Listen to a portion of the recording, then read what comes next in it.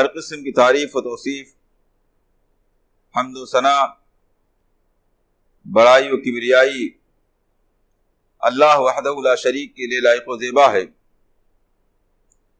جو ساری کائنات کا خالق و مالک، سارے جہان کا رازق و پالنہار،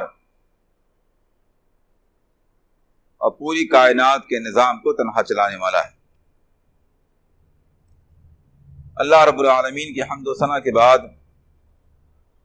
اس کے بھیجے ہوئے تمام انبیاء اور رسول پر بے شمار رحمتیں، برکتیں، نوازشیں اور درود و سلام نازل ہوں۔ خاص طور سے ہمارے اور آپ کی نبی اور رسول جناب محمد رسول اللہ صلی اللہ علیہ وسلم پر، آپ کے آل و اصحاب، آپ کے ازواج مطہرات اور قیامت تک صحیح معنوں میں آپ کی اتباع کرنے والے لوگوں پر، آمین۔ محترم سامعین، آپ کو یاد ہوگا کہ کئی جمعے سے منہج سلف پر گفتگو کا سلسلہ چل رہا تھا۔ ادھر درمیان میں عشرے ذی الحجہ اور قربانی کے مسائل سے متعلق 2 خطبے بیان ہوئے ہیں۔ آج سے انشاءاللہ العزیز منہج سلف کے اسی سلسلے کو پھر سے آگے بڑھانے کی کوشش کی جا رہی ہے۔ اس سے پہلے کئی بار بطور تمہید یہ بات بیان کی گئی کہ منہج سلف کی کیا اہمیت ہے، اور دلائل کی روشنی میں ثابت کیا گیا کہ یوں تو تمام قسم کی چیزوں میں توحید سب سے اہم ہے،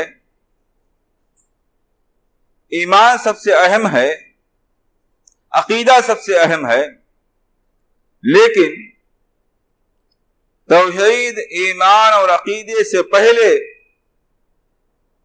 منہج سلف کا جاننا اور اس کے مطابق توحید کو، ایمان کو، عقیدے کو ماننا اور تسلیم کرنا ضروری ہے۔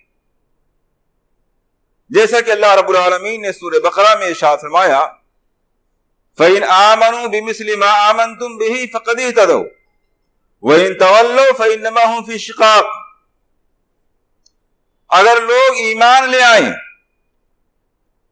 لوگ اپنا عقیدہ بنائیں، لوگ اللہ رب العالمین کی توحید کا اقرار کریں، بِمِثْلِ مَا آمَنْتُمْ، اے صحابہ کرام اس طرح جس طرح آپ ایمان لائے ہو، جس طرح آپ کا عقیدہ ہے، جس طرح آپ نے توحید کو سمجھا ہے، فَقَدِ اهْتَدَوْا، تو یہ ہدایت یافتہ ہے۔ ایمان اور عقیدہ بھی اگر منہج سلف کے مطابق نہیں ہے تو انسان ہدایت یافتہ نہیں ہو سکتا ہے۔ وَإِن تَوَلَّوْا، اگر وہ لوگ آپ کے منہج اور آپ کے طریقے کے مطابق ایمان لانے سے، عقیدہ بنانے سے، توحید کو تسلیم کرنے سے منہ پھیر لیں، دوسرے کسی اور انداز میں عقیدے کو فالو کریں، کسی اور طریقے کے مطابق توحید کو تسلیم کریں، کسی اور انداز سے ایمان لائیں، فَإِنَّمَا هُمْ فِي شِقَاقٍ، تو وہ لوگ قرآن اور حدیث اور نبی اکرم صلی اللہ علیہ وسلم کے لائے ہوئے دین سے ہٹ کر کے ایک دوسرے راستے پر چل پڑے ہیں۔ معلوم یہ ہوا کہ منہج سلف عقیدے سے بھی زیادہ اہم ہے، توحید اور ایمان سے بھی زیادہ اہم ہے، بلکہ کہنا چاہیے کہ ایمان اور توحید اور عقیدے کی جڑ اور بنیاد ہے۔ جب تک ایمان اور توحید اور عقیدہ منہج سلف کے مطابق نہیں ہوگا تب تک کسی آدمی کا عقیدہ توحید بھی معتبر نہیں ہو سکتا ہے۔ اس لیے منہج سلف کو سمجھنا اور جاننا بہت ضروری ہے۔ اس سے پہلے کئی خطبات اس عنوان کے تحت ہو چکے ہیں، آج بھی انشاءاللہ اسی عنوان پر گفتگو کی جائے گی۔ اس سے پہلے کئی بار سعودی عرب کے ایک نہایت معتبر عالم محمد بن عمر بازمول کا تذکرہ گزرا ہے، جنہوں نے ایک کتابچہ لکھی ہے، لیسا من منہج السلفی، یہ فلاں فلاں چیزیں منہج سلف میں سے نہیں ہیں۔ میں نے اس کے کچھ چیپٹر اس سے پہلے بھی آپ کے سامنے ذکر کیے تھے۔ آج بھی بطور تمہید انہی کے کتابچے کا ایک اقتباس، ایک چیپٹر آپ کے سامنے بیان کرتا ہوں اور پھر اس کی تشریح قرآن و حدیث کی روشنی میں کرنے کی کوشش کرتا ہوں۔ شیخ ڈاکٹر محمد بن عمر بازمول حفظہ اللہ کہتے ہیں، لیس من منہج السلف اہمال الکلام فی توحید اللہ تعالی،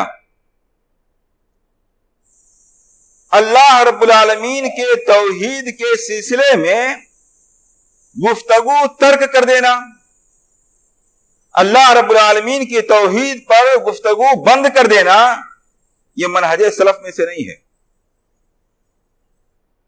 کچھ دنوں تک توحید کا ذکر کرنا، ایمان و عقیدے کی بات کرنا اور یہ سمجھ لینا کہ اتنے دنوں تک گفتگو کر لینا کافی ہو چکا ہے، اب بار بار کیا توحید ہی کا تذکرہ کیا جائے، توحید کے ذکر کو، توحید کے تذکرے کو، توحید کی گفتگو کو بند کر دینا، چھوڑ دینا، یہ منہج سلف میں سے نہیں ہے۔ وَتَقْرِيرِ ذَلِكَ فِي النُّفُوسِ، اور توحید کو لوگوں کے دلوں میں بٹھانا بند کر دیا جائے، توحید کو لوگوں کے دلوں میں پیوست کرنا، بٹھانا بند کر دیا جائے، یہ منہج سلف میں سے نہیں ہے، بلکہ منہج سلف اس کے الٹا ہے۔ یعنی سلف صالحین کا، صحابہ کرام کا، تابعین کا، تبع تابعین کا اور صحیح معنوں میں ان کی اتباع کرنے والے لوگوں کا منہج اور طریقہ یہ رہا ہے کہ وہ ابتدا سے لے کر کے انتہا تک توحید کا دامن پکڑے رہتے ہیں، توحید پہ گفتگو جاری رکھتے ہیں، توحید کو لوگوں کے دلوں میں بٹھانے کی کوشش کرتے رہتے ہیں۔ فَإِنَّهُ الْأَسَاسُ الَّذِي يَقُومُ عَلَيْهِ بِنَاءُ الْإِسْلَامِ فِي كُلِّ أَحَدٍ، اس لیے کہ توحید ہی وہ بنیاد ہے، توحید ہی وہ بنیاد ہے جس پر ہر شخص کے اندر اسلام کی عمارت کھڑی ہے۔ اسلام کے ایک شخص کے اندر جو اسلام کی عمارت کھڑی ہے، عقیدے کی شکل میں، عمل کی شکل میں، منکرات سے بچنے کی شکل میں، نیک کاموں کو کرنے کی شکل میں، خیر خواہی کی شکل میں، خدمت خلق کی شکل میں، مختلف اسلامی ارکان کی شکل میں اسلام کی عمارت کسی آدمی کے اندر جس بنیاد پر کھڑی ہوتی ہے وہ توحید ہے۔ یعنی ایک آدمی کے اندر اگر توحید نہیں ہے تو یہ سمجھ لینا چاہیے کہ اس کے پاس اسلام کے عمارت کی بنیاد اور اصلی اینٹ ہی نہیں ہے، جڑ ہی اس کا کھوکھلا ہے۔ لہذا منہج سلف یہ نہیں ہے کہ کچھ دنوں تک توحید پر گفتگو کی جائے، اس کے بعد توحید پر گفتگو ترک کر دی جائے۔ ہمارے یہاں اسلام کے نام لیوا لوگوں میں سے بہت سے لوگوں کا طریقہ یہی ہے، کچھ دنوں تک توحید پر گفتگو کرتے ہیں اور بعض دفعہ کرتے بھی نہیں ہیں، صرف سن لیتے ہیں، برداشت کر لیتے ہیں، اور دھیرے دھیرے پھر یہ کہنا شروع کر دیتے ہیں کہ بھئی بہت زمانے سے بات سنی جا رہی ہے، توحید توحید، عقیدہ عقیدہ، کیا بار بار عقیدے کی بات کہی جا رہی ہے؟ کیا توحید ہی کل ہے؟ مسلمانوں کے سامنے بہت سے مسائل ہیں، سیاست کے مسائل ہیں، حکومت کے مسائل ہیں، صحت و تندرستی کے مسائل ہیں، معاشیات و روزی کے مسائل ہیں، شادی بیاہ کے مسائل ہیں، اختلافات کو حل کرنے کے مسائل ہیں، دنیا بھر کے مسائل ہیں۔ یہ کیا کہ بار بار توحید ہی کی بات کہی جائے، عقیدے کی بات کہی جائے؟ اب اس کو بند کرنا چاہیے، دوسرے مسائل کا تذکرہ کرنا چاہیے۔ بہت سے لوگوں کی زبانی آپ اس طرح کی بات سنیں گے، اور بہت سے لوگ عملی طور پر اسی راہ پر چل رہے ہیں۔ یعنی آپ دیکھیں گے کہ ان کے یہاں خدمت خلق کا جذبہ بہت ہے، سوشل ورک میں بہت آگے ہیں، سیاسیات اور حکومت الہیہ قائم کرنے کے معاملے میں سب سے پیش ہیں، جان مال عزت آبرو کی بازی لگا دینے کے لیے تیار ہیں، شادی بیاہ اور نکاح کے رسومات ہیں، جہیز وغیرہ کے معاملات ہیں، ان کو ختم کرنے کے لیے بہت کوشاں ہیں، امت مسلمہ کے معاشیات کو مضبوط کرنے کی بڑی کوشش کر رہے ہیں۔ یہ ساری چیزیں ہیں ان کے اندر، لیکن توحید پر گفتگو نہ کرتے ہیں اور نہ برداشت کرنے کے لیے تیار ہوتے ہیں۔ یقین ماننا چاہیے ایسے لوگ جو دنیا بھر کے سوشل ورک کریں اور اسلام کے تمام تر احکام کو فالو کریں، لیکن توحید پر گفتگو کرنے کے لیے تیار نہ ہوں، توحید کی گفتگو کو سننے کے لیے تیار نہ ہوں، توحید کی گفتگو سے دلوں کے اندر رنجیدگی اور کبیدگی پیدا ہونے لگے، عقیدے کی بات سے اکتاہٹ پیدا ہونے لگے، ایمان کی بات سے پیشانیوں پہ بل آنے لگے، یقین ماننا چاہیے ایسے لوگ منہج سلف سے کوسوں دور ہے۔ اور کھلے لفظوں میں کہہ دینا چاہیے کہ یہی لوگ ہیں جو گمراہ ہیں. ایسے لوگ گمراہ ہیں جو عقیدے توحید کی بنیاد پر ہم اندر رنجیدگی محسوس کرتے ہیں، کیونکہ یہ ایمان اور اسلام کی بنیاد اور جڑ ہے. اسی لیے آپ دیکھیں اللہ رب العالمین نے شروع سے لے کر کے آخر تک جتنے انبیاء بھیجے ہیں سب کی بنیادی اور مرکزی دعوت توحید کی رہی ہے. حالانکہ کسی بھی دور میں سوشل ورک کی اہمیت کم نہیں ہوئی ہے. آج جو مسلمانوں کے درمیان مسائل ہیں یہ صرف امت محمدیہ کے مسائل نہیں ہیں، یہ موجودہ دور کے مسائل نہیں ہیں. اس طرح کے مسائل انسان کے وجود میں آنے ہی سے شروع ہو گئے ہیں اور قیامت تک ایسے مسائل باقی رہیں گے. لیکن آپ دیکھیے کسی بھی نبی نے اپنی بعثت کے بعد بنیادی طور پر سوشل ورک کی بنیاد کو نہیں اٹھایا ہے. کسی بھی نبی نے خدمت خلق پر اسلام کی بنیاد نہیں رکھی ہے، بلکہ سارے انبیاء کی بنیادی دعوت، مرکزی دعوت، سب سے اولین دعوت یہ رہی ہے کہ توحید کو سمجھا جائے، اس کو قائم کیا جائے، اس کو دلوں کے اندر بٹھایا جائے. چنانچہ اللہ رب العالمین نے قرآن کریم میں بے شمار مقامات پر الگ الگ انبیاء کی دعوتوں کا تذکرہ کرتے ہوئے سب سے پہلے ان اعبدوا اللہ یا قومی ان اعبدوا اللہ، سب سے پہلی دعوت بیان کی گئی ان اعبدوا اللہ، اے میری قوم کے لوگوں اللہ رب العالمین کی عبادت کرو، اس کی توحید کا اقرار کرو. اور اللہ رب العالمین نے سارے انبیاء کے سلسلے میں قرآن کریم میں ایک جگہ ارشاد فرمایا وَلَقَدْ بَعَثْنَا فِي كُلِّ أُمَّةٍ رَسُولًا، ہم نے ہر قوم میں رسول بھیجا ہے. کیا پیغام دے کر کے ان اعبدوا اللہ واجتنبوا الطاغوت، کہ لوگ اللہ کی عبادت کریں، آپ لوگ توحید کا اقرار کریں، اللہ رب العالمین کی صحیح معنوں میں اخلاص کے ساتھ عبادت کریں، واجتنبوا الطاغوت، اور اللہ کے علاوہ غیروں کی عبادت سے بچیں، دوری اختیار کریں. کیا انبیاء کی کل اتنی ہی دعوت تھی؟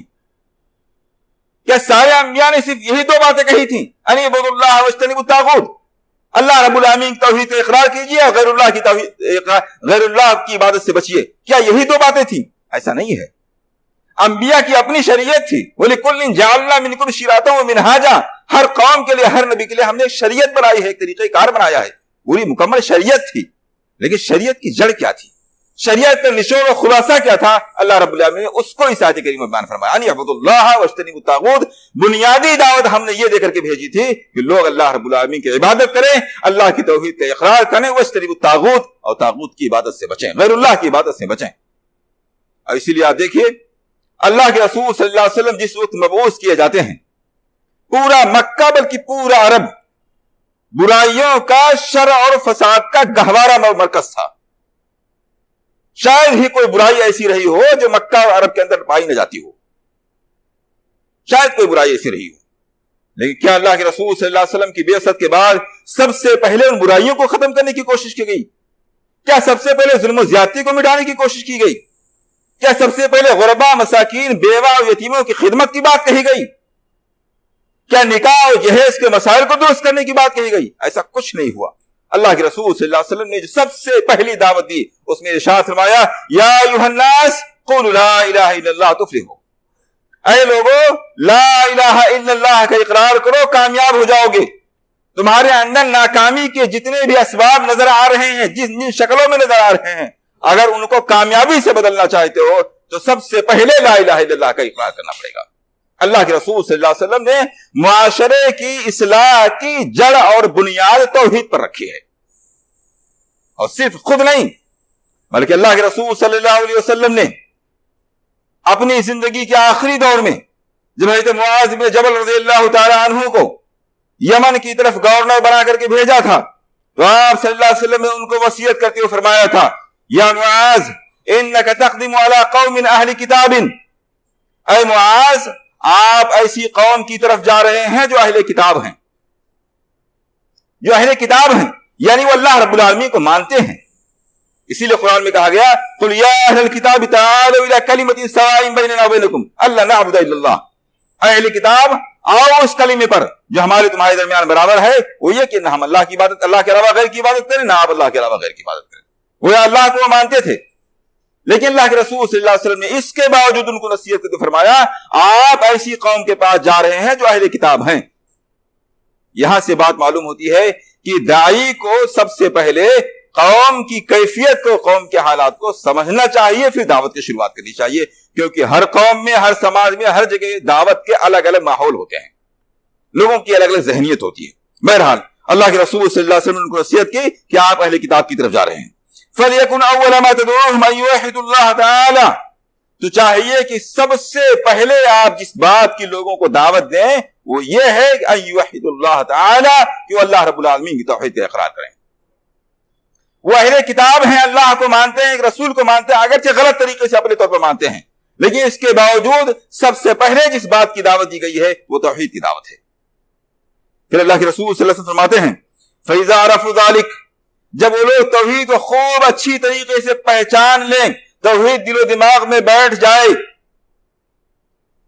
یعنی سب سے پہلے آپ توحید کی دعوت دیجئے اور توحید کی دعوت کے فوراً بعد دوسری بات پیش نہ کر دیجئے، ابھی ٹھہریے، توحید کی دعوت کو دل و دماغ میں بٹھائیے، پیوست کیجئے، خوب جب سمجھ جائیں فَأَخْبِرْهُمْ أَنَّ اللَّهَ فَرَضَ عَلَيْهِمْ 5 صلوات فِي يَوْمِهِمْ وَلَيْلَتِهِمْ. اب ان کو بتائیے، توحید دماغ میں بیٹھ جائے، عقیدہ مضبوط ہو جائے، ایمان میں پختگی پیدا ہو جائے، اب ان کو بتلائیے کہ اللہ رب العالمین نے ان کے دن اور رات میں 5 وقت کی نمازیں ان پر فرض کی ہیں. فَإِذَا صَلُّوا، اب ٹھہریے، ابھی نماز کے بعد تیسری بات مت بتائیے، نماز کی اہمیت کو دل و دماغ میں بٹھائیے، نماز کو قائم کرنے اور کروانے کی پوری کوشش کر لیجئے. فَإِذَا صَلُّوا، جب وہ نماز قائم کرنا شروع کر دیں، اب اس کے بعد تیسری بات ان کو بتائیے فَأَخْبِرْهُمْ أَنَّ اللَّهَ افْتَرَضَ عَلَيْهِمْ زَكَاةً فِي أَمْوَالِهِمْ، ان کو بتلائیے کہ اللہ رب العالمین نے ان کے مال میں زکات بھی فرض فرمایا ہے. تُؤْخَذُ مِنْ غَنِيِّهِمْ فَتُرَدُّ عَلَى فَقِيرِهِمْ، جو ان کے مالداروں سے لیا جائے گا فقیروں پر واپس کر دیا جائے گا. فَإِذَا أَقَرُّوا بِذَلِكَ، جب وہ توحید کا اقرار کر لیں، نماز قائم کرنا شروع کر دیں، زکات کی فرضیت کو تسلیم کر لیں، اس کا اقرار کریں، فَخُذْ مِنْهُمْ، اب ان سے آپ زکات لیجیے. وَتَوَقَّ كَرَائِمَ أَمْوَالِهِمْ، اور زکات لیتے ہوئے ان کے عمدہ مال کو لینے سے بچیے. زکات میں نہ تو گھٹیا مال لیا جائے کہ بیت المال کا نقصان ہو جائے، نہ بہت عمدہ قسم کا مال لیا جائے کہ زکات دینے والے کا نقصان ہو جائے، بلکہ میڈیم قسم کا، متوسط قسم کا مال لیا جائے. آپ دیکھیے اللہ کے رسول صلی اللہ علیہ وسلم نے حضرت معاذ بن جبل رضی اللہ تعالیٰ عنہ کو اپنی دعوت کی شروعات کے لیے جو بنیاد بتلائی، جو جڑ بتلائی ہے، جو مرکز بیان کیا ہے، وہ دعوت توحید ہے. معلوم یہ ہوا کہ انبیاء کی اور انبیاء کے بعد خود اللہ کے رسول صلی اللہ علیہ وسلم کی اور آپ صلی اللہ علیہ وسلم کی وصیت کے مطابق سلف صالحین کی بنیادی اور پہلی اور اولین دعوت توحید ہوا کرتی تھی. اور یہی نہیں کہ اللہ کے رسول صلی اللہ علیہ وسلم نے صرف شروع کے ایام میں 13 سالوں تک مکے کے اندر توحید کی دعوت دی، مدینے میں آنے کے بعد توحید کی دعوت بند کر دی، ایسا نہیں ہے. اللہ کے رسول صلی اللہ علیہ وسلم نے سب سے آخری باتیں جو بیان فرمائیں، آپ صلی اللہ علیہ وسلم کی زندگی 2 حصوں میں بٹی ہوئی ہے. مکی زندگی جو 13 سال کی ہے، مکی زندگی کی آیات اور سورتوں کو آپ دیکھیں گے تو ان میں زیادہ تر ایمان اور آخرت کی بات کہی گئی ہے، عقیدے کو مضبوط کرنے کی بات کہی گئی ہے. گویا 23 سال کی زندگی میں آدھا سے زیادہ زندگی، 13 سال کی زندگی صرف عقیدے کو مضبوط کرنے میں لگایا گیا. اس کے بعد جب 10 سال کی زندگی شروع ہوتی جو آدھے سے کم ہے، اس میں بھی عقیدے کی بات چھوڑی نہیں گئی، ترک نہیں کی گئی. اسی لیے آپ مدنی صورتوں میں دیکھیں گے جگہ جگہ اللہ رب العالمین نے توحید کا رسالت کا تذکرہ فرمایا. ایسا نہیں ہے کہ صرف مکی صورتوں میں توحید کا ذکر کر کے مدنی صورتوں میں بالکل توحید کا چیپٹر بند کر دیا گیا، ایسا نہیں، بلکہ اللہ کے رسول صلی اللہ علیہ وسلم کی آخری وصیتوں میں سے بھی یہ تھی کہ توحید کو قائم رکھا جائے، شرک سے مکمل طریقے سے دوری اختیار کی جائے. چنانچہ اللہ کے رسول صلی اللہ علیہ وسلم نے آخر میں جو جملے ارشاد فرمائے ان میں سے یہ بھی تھا لعن اللہ الیہود والنصارى اتخذوا قبور انبیائہ مساجدا. اللہ رب العالمین یہودیوں عیسائیوں پر لعنت فرمائے، ان لوگوں نے اپنی مسجدوں کو قبر بنا لیا، اپنی مسجدوں کو قبر بنا لیا. اتخذوا قبور انبیائہ مساجدا، اپنے انبیاء کی قبروں کو مساجد بنا لیا، یعنی قبروں پر وہ کام کرنے لگے جو مسجدوں میں کرنا چاہیے تھا. دیکھیے اللہ کے رسول صلی اللہ علیہ وسلم نے سب سے آخر تک اپنی امت کو شرک سے دور رکھنے، توحید پر قائم رکھنے کی کوشش کی ہے، اور اس قدر کوشش کی ہے صحابہ کرام نے اللہ کے رسول صلی اللہ علیہ وسلم سے التجا کی کہ آپ کو جانور تک سجدہ کرتا ہے، احترام میں جھکتا ہے، آپ ہمیں اجازت دیجئے کہ ہم آپ کو سجدہ کیا کریں. اللہ کے رسول صلی اللہ علیہ وسلم نے فرمایا نہیں، اگر کسی شخص کے لیے کسی کو سجدہ کرنا جائز ہوتا تو میں عورتوں کو، بیویوں کو حکم دیتا کہ وہ اپنے شوہروں کو سجدہ کیا کریں، مگر چونکہ سجدہ کسی کے لیے جائز نہیں ہے اس لیے میں اللہ کے علاوہ کسی اور کے لیے سجدے کو درست نہیں قرار دیتا ہوں. ایک صحابی رسول نے ایک موقع پر کہا اے اللہ کے رسول صلی اللہ علیہ وسلم جو آپ چاہیں اور اللہ چاہے. اللہ کے رسول صلی اللہ علیہ وسلم کے چہرے کی رنگت بدل گئی. سبحان اللہ. اللہ کے رسول صلی اللہ علیہ وسلم بار بار جملہ دہرانے لگے, یہ آپ کہہ کیا رہے ہیں؟ میری مشیت اور اللہ کی مشیت, میرا چاہنا اور اللہ کا چاہنا دونوں آپ نے برابر کر دیا, ایک جملے میں دونوں کو دیا.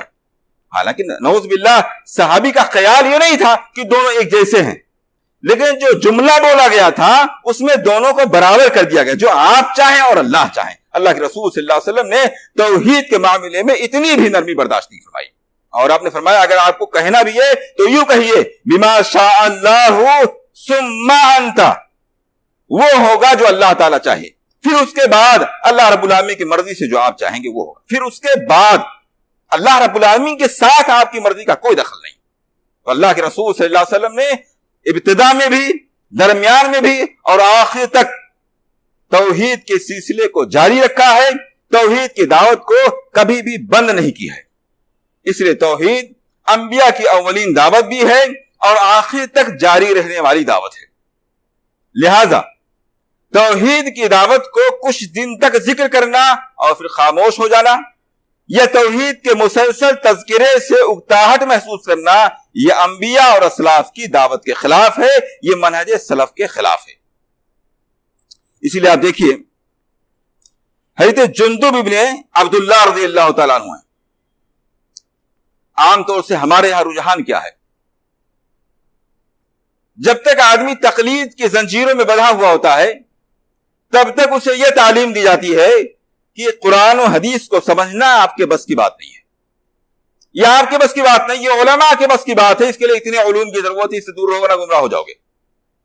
لیکن جب تقلید کی بندشوں سے نکل کر کے ایک کھلے فضا میں سانس لیتا ہے تو عموماً یہ دیکھا گیا ہے کہ انسان کے اندر عقیدے کو سمجھنے سے پہلے, ایمانیات کی تفصیل کو دل و دماغ میں بٹھانے سے پہلے ہی تفسیر اور بخاری پڑھنے کا شوق پہلے پیدا ہو جاتا ہے. سب سے پہلے تفسیر پڑھنا چاہتا ہے, بخاری سب سے پہلے دیکھنا اور پڑھنا چاہتا ہے. کیا سلف صالحین کا یہی منہج تھا؟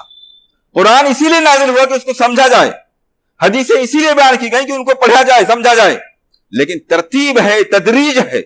سلف صالحین کی یہاں ترتیب کیا تھی؟ حضرت جندب بن عبداللہ رضی اللہ تعالیٰ عنہ کہتے ہیں کننا مع النبی صلی اللہ علیہ وسلم ونحن فتیان حذابرہ, ہم لوگ اللہ کے رسول صلی اللہ علیہ وسلم کے ساتھ تھے اور کڑیے نوجوان تھے, مضبوط نوجوان تھے. کہتے ہیں فتعلمنا الایمان قبل ان نتعلم القرآن, بہت اہم جملہ ہے. فتعلمنا الایمان, ہم نے ایمان کو سیکھا, عقیدے کو سیکھا, توحید کو سیکھا, قبل ان نتعلم القرآن, قرآن کو سیکھنے سے پہلے. یہ مراد نہیں ہے کہ عقیدے کو قرآن سے ہٹ کر کے سیکھا, قرآنی دلال کے بغیر عقیدے کو سیکھا, یہ مراد نہیں ہے. مراد یہ ہے کہ ہم نے قرآن کی جو عقیدے سے متعلق آیتیں تھیں ان کو پہلے سیکھا. ایسا نہیں کیا کہ قرآن اٹھایا اور ایک طرف سے اس کی تفسیر, اس کے احکام, اس کی تمام تفصیلات کو پڑھتے چلے گئے. طریقہ یہ تھا کہ جو حکام کی آیتیں تھیں ان کو بعد میں, عقیدے کی آیات کو پہلے سیکھا. ہم نے سب سے پہلے قرآن کریم سے عقیدے کو سیکھ لیا, اس کے بعد میں ہم نے قرآن احکام کو سیکھا. جب سیکھ لیا ثم تعلمنا القرآن فزدنا ایمانا, عقیدے کے بعد, ایمان کی درستگی کے بعد جب ہم نے تفسیر کو بڑی ترتیب کے ساتھ پڑھنا شروع کیا فزدنا ایمانا, تو ہمارے ایمان میں اضافہ ہوتا چلا گیا. چونکہ عقیدہ پہلے درست ہو گیا تھا اس لیے تفسیر پڑھنا شروع کیا گیا تو ایمان میں اضافہ ہو گیا. اس کا الٹا مفہوم کیا ہوا؟ اگر کوئی آدمی اس ترتیب کو بدلتا ہے تو اس کا دو نقصان ہے. ترتیب کیا ہے؟ پہلے عقیدہ پھر تفسیر. اس ترتیب کو الٹ دیا جائے, تفسیر پہلے پڑھنی شروع کر دی جائے, عقیدہ بعد میں سیکھا جائے. کئی ایسے لوگ ہیں, ابھی کچھ دنوں پہلے ایک صاحب آئے تھے, کم لوگ شاید جانتے ہوں گے, ان سے واقف ہوں گے. وہ کسی مسجد میں بچوں کو قرآن کی تفسیر پڑھا رہے تھے. شوق اتنا کہ قرآن کی تفسیر یہی شاہجہاں پور میں کہیں پڑھا رہے تھے. وہ آئے تھے کچھ اور پڑھنے کے لیے. ہم نے ان سے عقیدے کے بارے میں پوچھا, عقیدے کا بالکل عین تک ان کو معلوم نہیں, کچھ بھی معلوم نہیں عقیدے کے بارے میں. توحید کسے کہتے ہیں, اس کی کتنی قسم ہے, کچھ بھی معلوم نہیں. تفسیر بچوں کو پڑھا رہے تھے. یہ الٹی ترتیب ہے. تو اگر ترتیب الٹ دی جائے تو اس کا دو نقصان ہے. پہلا نقصان یہ ہے کہ یہ ترتیب منہج سلف کے خلاف ہے, اور دوسرا نقصان یہ ہے کہ ایمان بڑھنے کے بجائے بعض دفعہ گھٹے گا اور بعض دفعہ انسان گمراہی میں مبتلا ہو جائے گا.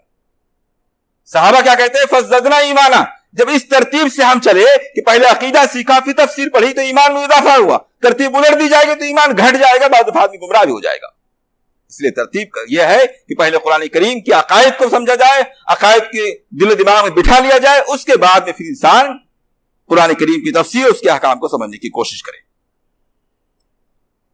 حافظ ابن رجب رحمہ اللہ ہیں, وہ کہتے ہیں, اخوانی اجتہدوا اليوم فی تحقیق توحید.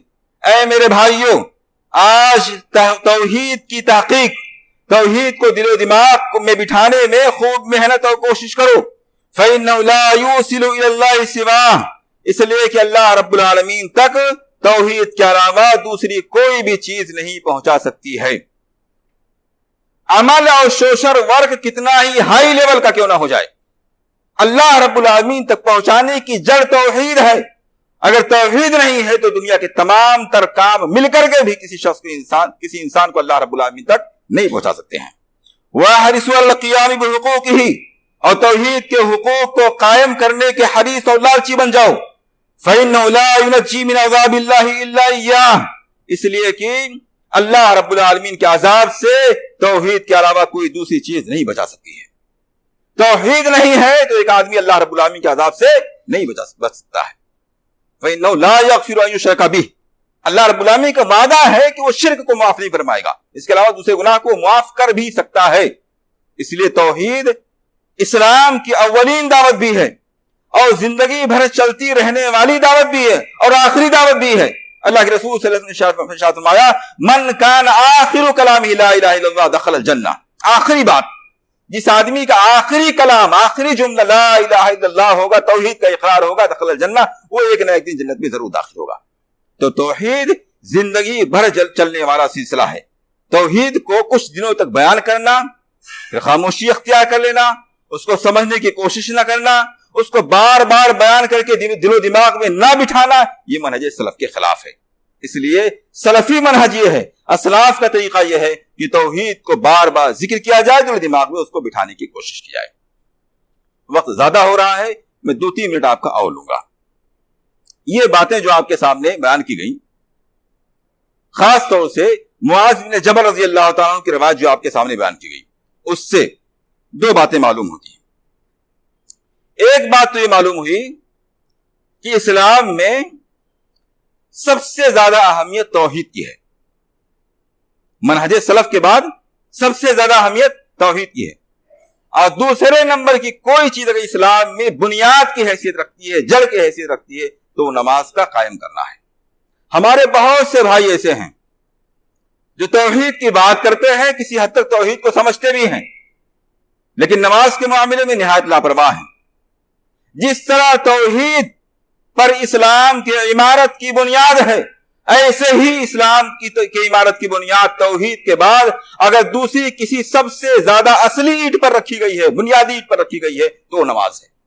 اس لیے اللہ کے رسول صلی اللہ علیہ وسلم نے ارشاد فرمایا کہ سب سے پہلے قیامت کے دن نماز کے بارے میں پوچھا جائے گا, فَإِن صَلُحَتْ صَلُحَ سَائِرُ عَمَلِهِ. اگر نمازیں درست نکلیں تو سارے اعمال درست نکل سکتے ہیں, اگر ایسا نہیں ہوا تو کوئی بھی عمل درست نہیں ہوگا. اس لیے توحید کے بعد سب سے بنیادی اور مرکزی چیز نماز ہے. نماز کو قائم کیا جائے, قائم کرنے کے جو تقاضے ہیں وہ آپ کے سامنے بار بار ذکر کیے جا چکے ہیں. دوسری بات معلوم ہوئی کہ اسلام ہمیں عمل کے لیے, عقیدے کے لیے, منہج کے لیے ترتیب, تدریج اور ترجیح کا منہج دیتا ہے. ترتیب یعنی اسلام میں تمام تر احکام ایک جیسے نہیں ہیں, بے ترتیب نہیں ہیں کہ جس کو اٹھایا وہیں سے شروعات کر دی گئی, جس کو چاہا اس پر زیادہ فوکس کیا گیا, جس کو ہمارے دماغ نے زیادہ اہم محسوس کیا اس پر زیادہ گہرائی کے ساتھ عمل کرنا اور سمجھنا شروع کر دیا گیا. ایسا نہیں. اسلام میں عقائد کی اہمیت، پھر اس کے بعد اعمال کی اہمیت۔ اب عقائد میں بھی ترتیب ہے، سب سے زیادہ اللہ رب العالمین کو سمجھنا، پھر رسول اللہ صلی اللہ علیہ وسلم کو سمجھنا، پھر اس کے بعد وہ 6 چیزیں جو ایمانیات میں سے آتے ہیں اسی ترتیب کے ساتھ۔ پھر اعمال کی باری آتی ہے، اعمال میں سب سے زیادہ نماز، پھر روزہ، پھر حج، زکوٰۃ، ترتیب ہے۔ یہ حدیثیں جو آپ کے سامنے بیان کی گئیں، اس سے ایک بات معلوم ہوتی ہے کہ ترتیب ہے۔ دوسری بات معلوم ہوتی ہے تدریج۔ تدریج کا مطلب ہوتا ہے دھیرے دھیرے، آہستہ آہستہ آپ گاڑی لے کر کے چلیے۔ آپ دیکھیے اللہ کے رسول صلی اللہ علیہ وسلم نے معاذ بن جبل رضی اللہ عنہ کو فرمایا کہ پہلے آپ عقیدے کی بات کہیے، عقیدے پر قائم ہو جائیں، اب آپ نماز کی بات کہیے، نماز فالو کرنے لگے، پڑھنے لگے، اب آپ زکوٰۃ کی بات کہیے۔ اور یہیں سے ایک بات یہ بھی معلوم ہوئی کہ نماز کا تذکرہ پہلے آیا، زکوٰۃ کا تذکرہ بعد میں آیا۔ نماز اللہ کا حق ہے، زکوٰۃ بندوں کا حق ہے۔ اللہ کے حق کو پہلے ذکر کیا گیا، بندے کے حق کو بعد میں ذکر کیا گیا۔ اس کا مطلب یہ ہوا کہ سوشل ورک بعد میں، خدمت خلق بعد میں، تمام قسم کے سماجی مسائل کو سلجھانا بعد میں، توحید پہلے، اللہ رب العالمین کے حقوق پہلے، عقیدہ و ایمان کو سمجھنا اول ہے۔ اور ایک بات معلوم ہوئی کہ اسلام ترجیح کا مذہب ہے۔ ترجیح کا مطلب یہ ہے کہ کوئی چیز ایسی ہے جو بہت اہم ہے، کوئی چیز ہے جو اس کے بعد کی ہے۔ ترتیب کے ساتھ ساتھ، تدریج کے ساتھ ساتھ ہمیں یہ جاننا چاہیے کہ کون سی چیز اسلام میں زیادہ اہم ہے۔ جو زیادہ اہم ہے اس کو پہلے فالو کیا جائے، اس پر مضبوطی کے ساتھ قائم ہوا جائے، پھر اس کے بعد جو غیر اہم چیزیں ہیں ان کو دھیرے دھیرے دھیرے دھیرے اپنی زندگی میں لانے کی کوشش کی جائے۔ تو ترجیح، ترتیب اور تدریج، یہ اسلام کے 3 اصول ہیں، ان کو ہمیں سمجھنے کی کوشش کرنی چاہیے اور فالو کرنے کی کوشش کرنی چاہیے۔ اللہ رب العالمین سے دعا ہے کہ ہمیں کتاب و سنت کو منہج سلف کے مطابق سمجھنے، اس کی دعوت دینے، اس کا دفاع کرنے، اسے دل و دماغ میں بٹھانے کی توفیق عنایت فرمائے۔ آمین۔ وآخر دعوانا ان الحمد للہ رب العالمین۔